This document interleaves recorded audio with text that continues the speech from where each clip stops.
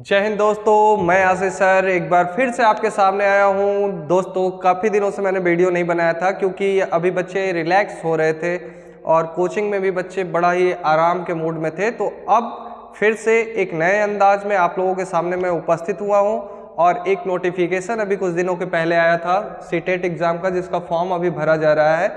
तो बहुत सारे बच्चे मेरे से कह रहे थे सर मैं फेल हो जा रहा हूँ, सर मुझे बड़ा डर लगता है इस फॉर्म के रिकॉर्डिंग। तो मैं आपको बताना चाहता हूं कि सीटेट एग्ज़ाम एक ऐसा एग्ज़ाम है कि जिसको आप एक भी दिन बिना कोचिंग जाए भी पास कर सकते हैं। इसमें डरने की कोई ज़रूरत नहीं है। अगर कुछ नियम, कायदा, कानून और कुछ मापदंडों का सही तरीके से आप यूज करते हुए कुछ सही तरीके से ऑप्शन को सेलेक्ट करते हैं, यानी कि सही सही तुक्का लगा देते हैं, तो आप निसंदेह पास हो जाएंगे। तुक्का ये सीटेट के एग्ज़ाम में तुक्का नहीं होता है। तुक्का एक सही उत्तर होता है। उसको एक नियम, कायदा, कानून की तरह अगर आप समझ के तुक्का को लगाएंगे तो आप आसानी से परीक्षा को पास कर लेंगे। उस तुक्के को लगाने का क्या सही फॉर्मेट होता है कि आप पहले ही प्रयास में सफलता प्राप्त कर लेंगे, उस फॉर्मेट को मैं 1 बाय 1 करके आपको समझाऊंगा।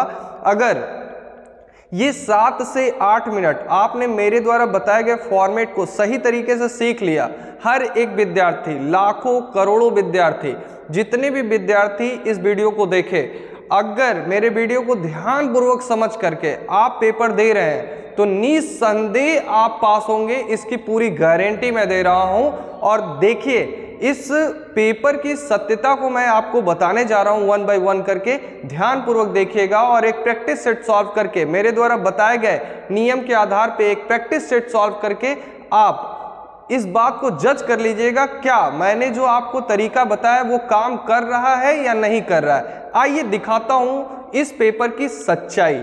आइए देखते हैं। सबसे पहले फॉर्मेट समझते हैं। फॉर्मेट के हिसाब से यह पेपर में कुल 150 प्रश्न आते हैं। जनरल को इस पेपर में पास करने के लिए 90 स्कोर करना पड़ता है। SC ST को 82 का स्कोर और OBC को 82 का स्कोर करना पड़ता है। इसमें कुल 5 सेगमेंट में प्रश्न बटे होते हैं, जैसे कि बाल विकास, चाइल्ड डेवलपमेंट से क्वेश्चन जो आते हैं वो होते हैं 30 क्वेश्चनों में। जो 30 क्वेश्चन में ये 30 बाल विकास के जो प्रश्न होते हैं वो एक कह दीजिए पेडागोजी टाइप के प्रश्न होते हैं। और हिंदी में 15 जनरल प्रश्न होते हैं और 15 प्रश्न क्या होते हैं, पेडागोजी के होते हैं।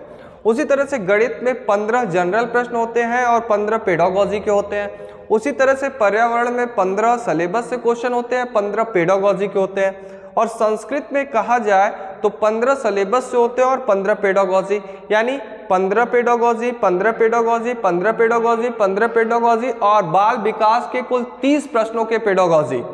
तो कुल मिला जुला करके यह प्रश्न 90 नंबर पेडागोजी पे खेलता है। यानी कि यह जिसने पेडागोजी यानी दैनिक जीवन में बच्चा क्या करेगा, यही है पेडागोजी।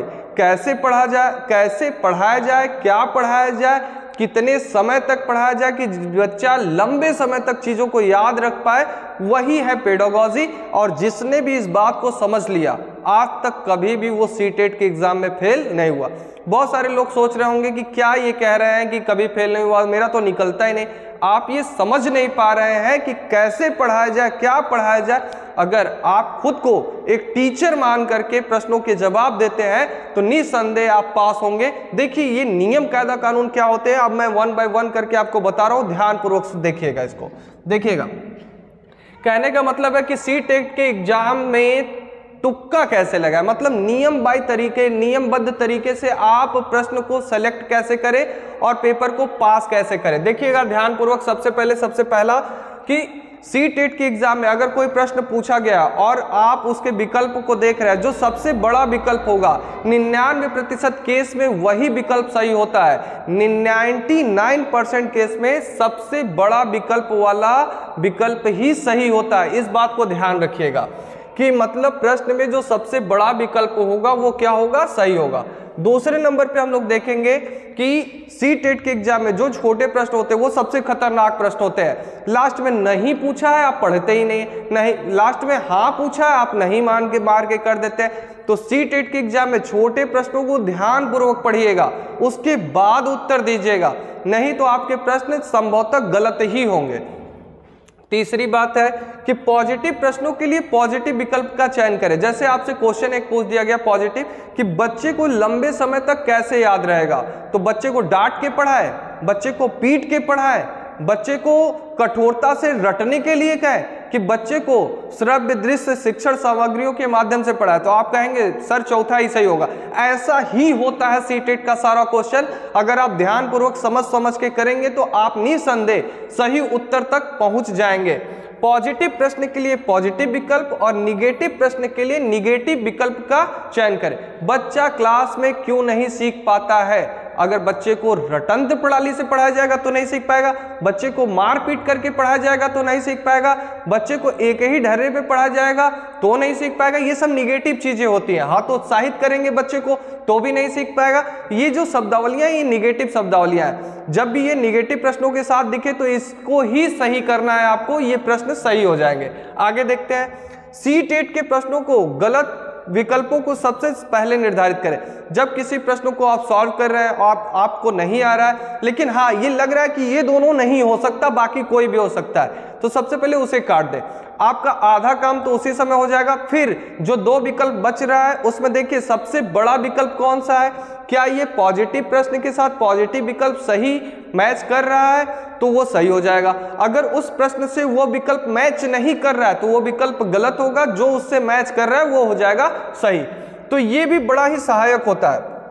सीटेट के प्रश्न में दैनिक जीवन से जोड़ करके जब भी प्रश्नों को पढ़िए, खुद पे ले लीजिए, खुद को मास्टर मान लीजिए और सामने वाले को स्टूडेंट मान लीजिए और दैनिक जीवन से जोड़ करके प्रश्नों के उत्तर दीजिए।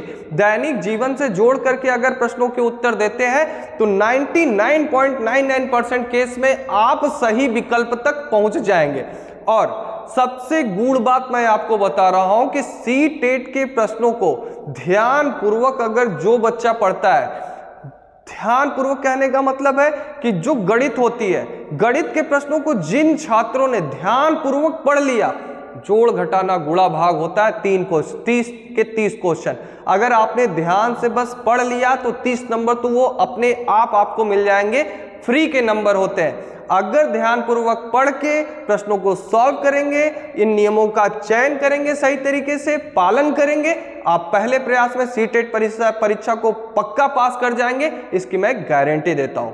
आप एक प्रैक्टिस सेट करिएगा, फिर मुझे कमेंट बॉक्स में बताइएगा सर आपके बताए गए नियम के आधार पे मुझे मेरे नंबर बढ़ रहे हैं कि नहीं बढ़ रहे हैं, मैं पेपर को पास करने के स्कोर तक पहुंच पा रहा हूं कि नहीं पहुंच पा रहा हूं, इसकी पुष्टि आप कमेंट में जरूर करिएगा। वीडियो अच्छा लगा हो तो लाइक करिएगा, हमारे चैनल को सब्सक्राइब करिएगा। सीटेट की रिकॉर्डिंग अब मैं 1 by 1 करके वीडियो बनाता रहूंगा। मैं आपका आशीष। धन्यवाद।